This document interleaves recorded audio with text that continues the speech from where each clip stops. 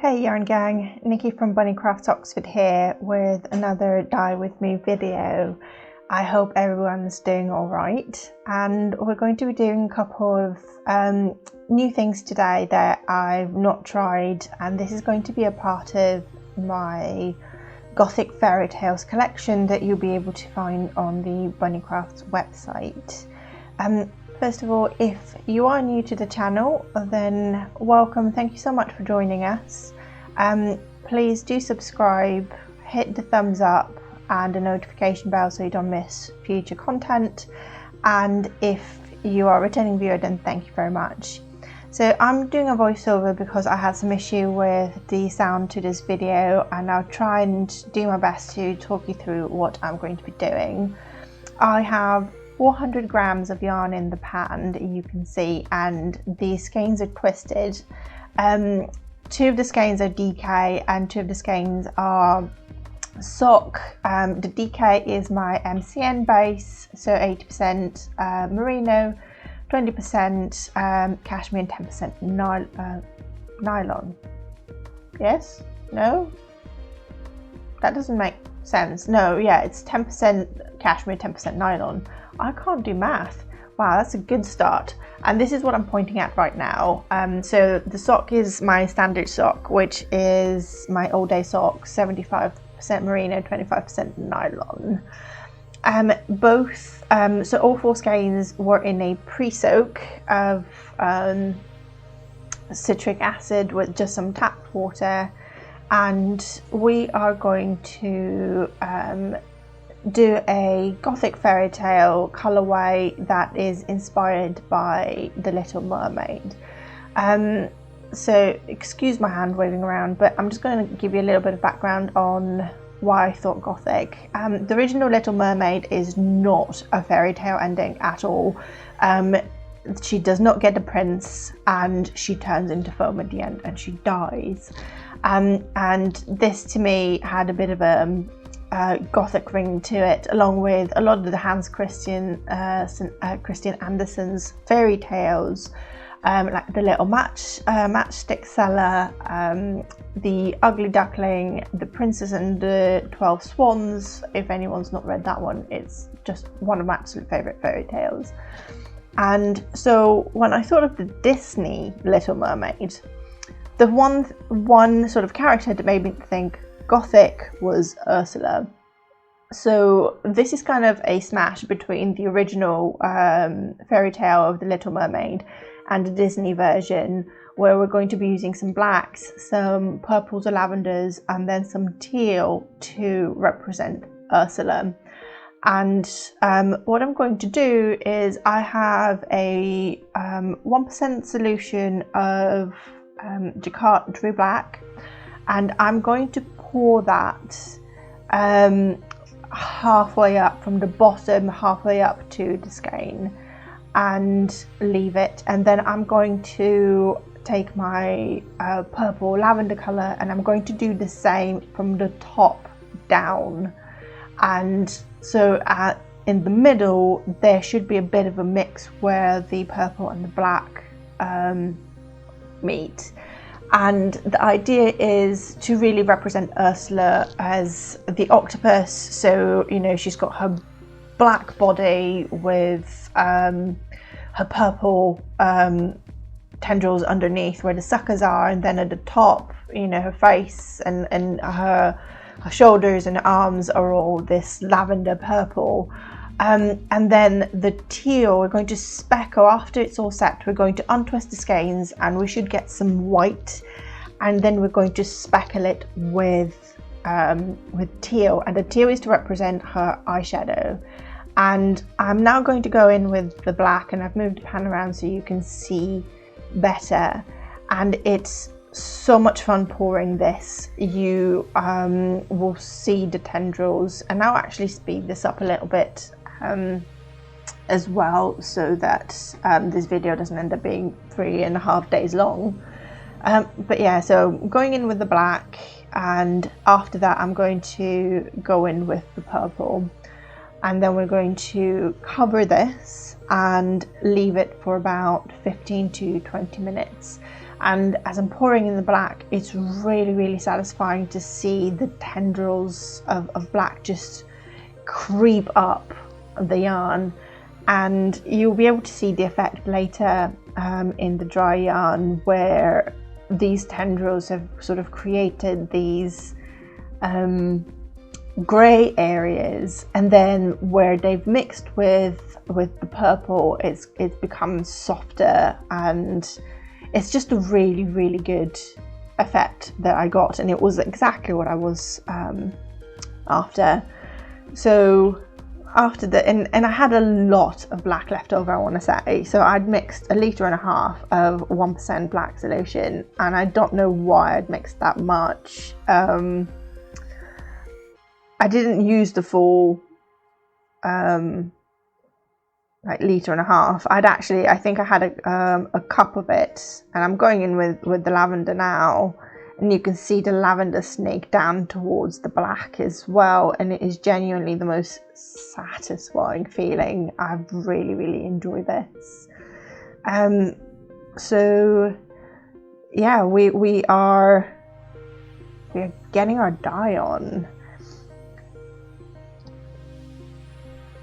Right, so we've had the purple and the black bubble together for a little while, and we're now going to open the skeins up and just sort of untwist them. And the other thing that I do is I don't just untwist the skeins, but I actually try and get what I call the inside of the skein. So where it hangs on the zip tie, you have the outside, and then the inside, which is the closest to the zip tie, and it touches itself on each side. So try and get that exposed, because that is where the most amount of white is, and I want as much access to the white for the speckles as I could possibly get. And so we are opening the skeins up, and as you can see, the technique has worked exactly how I thought it would. I'd seen a couple of skeins twisted like this on Instagram. I was just really curious to try it and see just how much white you end up with, because on Instagram you don't see the skeins untwisted or anything. You just see the dyers pouring more and more colour onto this skein, and then somehow they end up with still a lot of white in it. And I was, you know, when you kind of feel like you understand something, but until you try it, until you do it for yourself, it's a bit of a mystery still. You think you understand the logic or the principle behind it, but the technical aspect is kind of, how does this work? I really like this technique, and since this video I have dyed several other yarns that are also going to be a part of the Gothic Fairy Tales range in this using this technique, and one of them you will see in a future video as well, because I thought it would be really cool to show you the mix of the colours that we get. So I've opened up the skeins, and I am going in with the teal, and originally I was going to try and just focus the teal on the white areas, and wasn't really sure. I knew I wanted the teal speckles on there, but I wasn't really sure how heavy I wanted to go. So I started off quite gently, and as I saw what the dye was doing, how the yarn was behaving with the dye, I then became braver and actually speckled more. So I speckled on this side, let it set, turned the yarn over, speckled on the other side, poked the yarn a little bit to see whether there was any other areas where I wanted to add more speckles, and then gave it a final 20 minutes and let it cool in the dyeing pan, in the catering pan, and let it cool completely, because one thing that I've learned dyeing with anything that may have reds or blues or the black as well is you really need to, not really sure what I'm doing there with the Yeah, I'm narrating the video as it's quietly like going underneath, and because I'm going to speed this up, this isn't the voiceover is not actually going to fit the video itself, but I think I was just checking the volume of the water where I'm pressing with the measuring jug.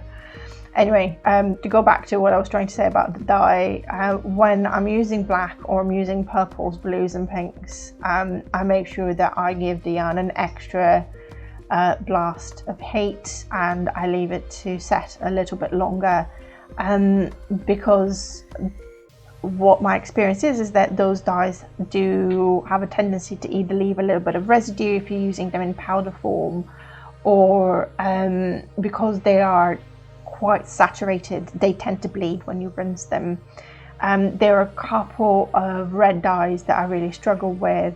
So Dharma's Cabernet is one of the reds that bleeds a lot, but what I've discovered is that if I add a lot of citric acid after I'm done heating it, and then just leave it to cool in the very, very acidic water, then it stops the bleeding. But yeah, so I've sprinkled things on, and yeah, I've left it to set, and we'll be back shortly with the finished dry yarn. Welcome back. Here is Gothic Fairy Tale. So this is the DK one. You can see those beautiful teal speckles, you could see the black, and you can see there are some speckles just here on the black and in the grey, in the violet. And I'll open this up in a second as well. Here is the sock one. I absolutely love this area just over here where you can see both, just all of the speckles, the different tones. So let's open a couple of these up and just put them down here. That's the sock one, and next to DK one. So I'm just going to stretch them out the way that we dyed them. So this way and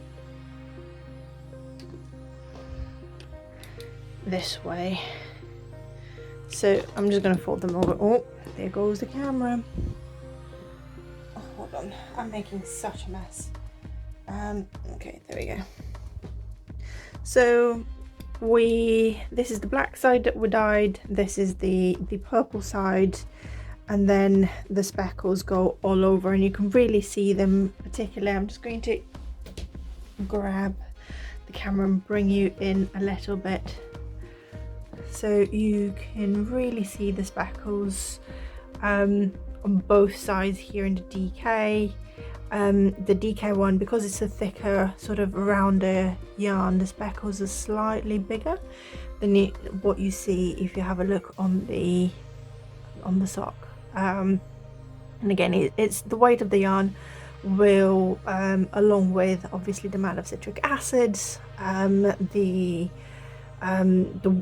method of speckling will determine just how blown out or how sharp the speckles are going to be at. Because this was low immersion and we had citric acid mixed with the teal dye, we're getting much sharper speckles. And here I wanted to show as well is the sort of greys that we're getting. It's coming across a little bit beige on the camera, and that is because it's also mixed with a little bit of the purple. So they've created this sort of very soft grey grey tone that I absolutely love. And you have some very deep saturations of the black. You have some areas like over here where it's glazed. It won't focus. So let me just put you back down. Right. There we go. So yeah, this is Gothic Fairy Tale, inspired by Ursula from The Little Mermaid. And you can get this now in the shop.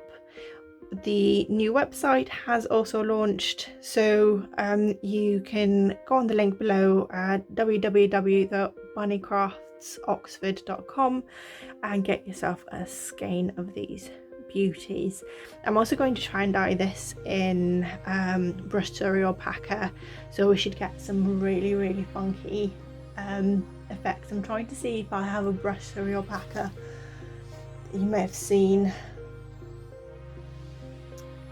but no, I can't see one where I've speckled to show how the speckles actually just blow out. But yeah, so you'll be able to order this in a brochure as well if you wanted to.